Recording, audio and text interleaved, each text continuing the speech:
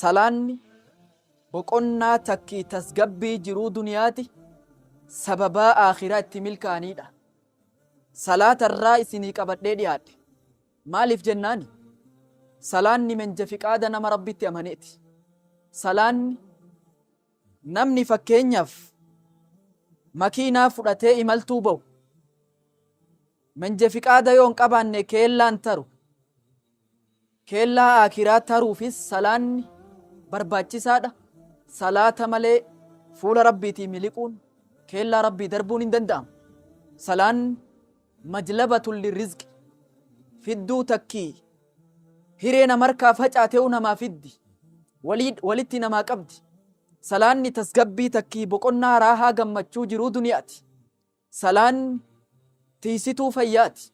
Salaanni dhiheessituu gabricha gama rabbiiti. Salaanni gaafatamtuu dura guyyaa qiyaamaati.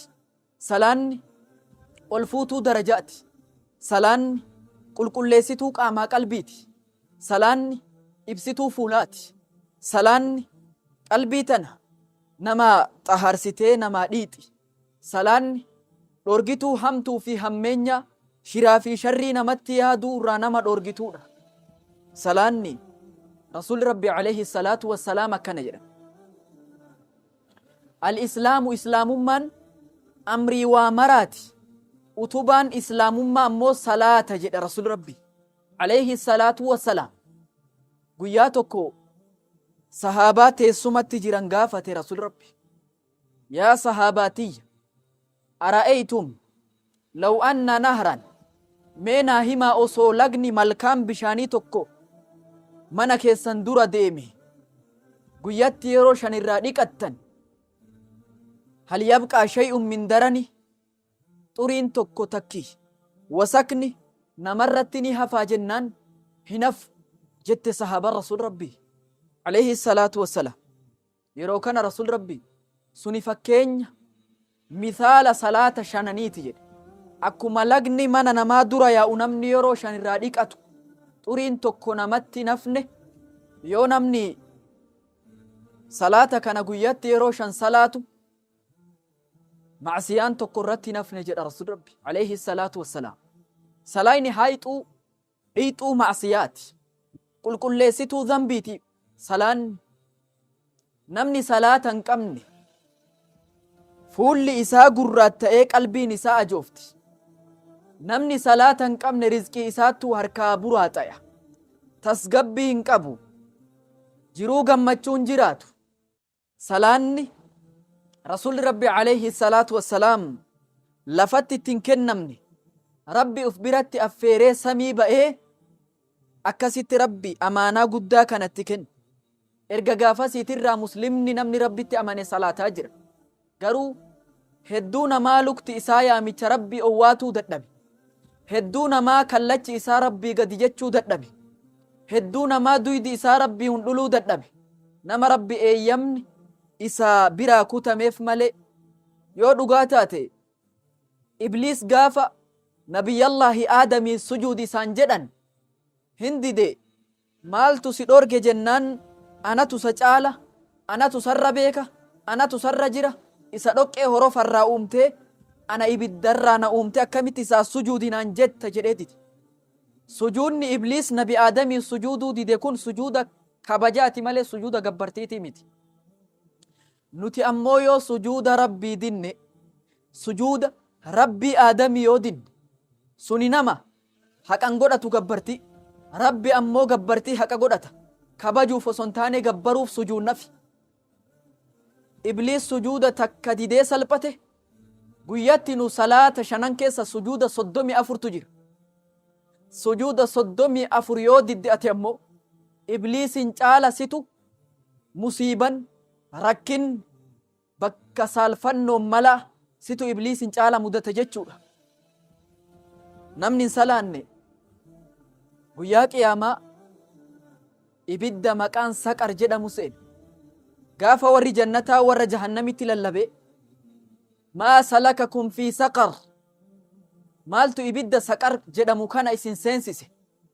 Saqar jechuun laa tubqii walaa tadhar hin dhiiftu hin lakkiftu jedha Rabbi.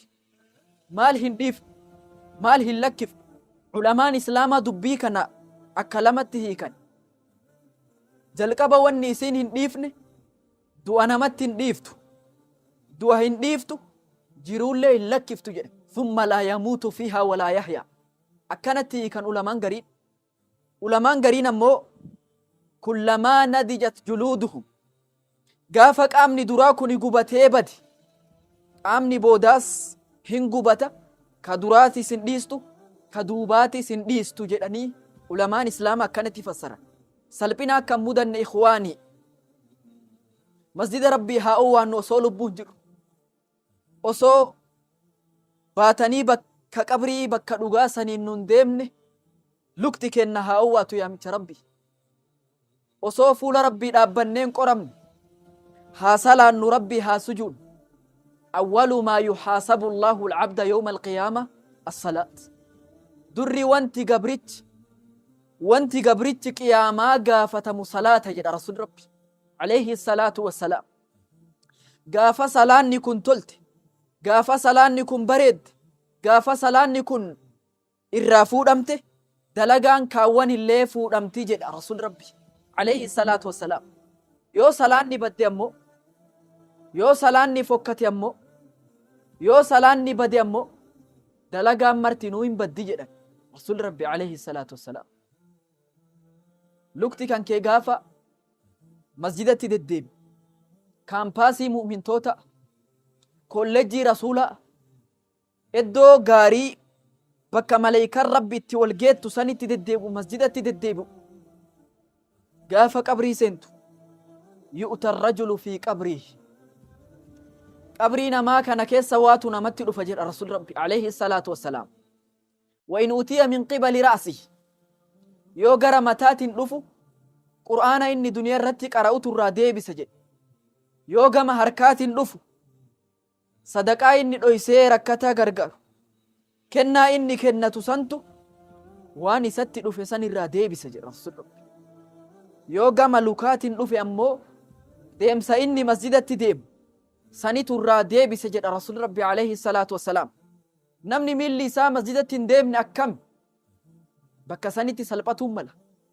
Ammas gabricha qalbiin tun masjidatti hidhannoo qabdu, gabricha qalbiin tun masjidatti rarraatu, gaafa gaaddifni tokko hin jirre, gaafa aduun taakuu takka namatti dhiyaattu nama 7 rabbiin gaaddiseessaaf jedha rasuul rabbi alayhi salaatu wassalaam.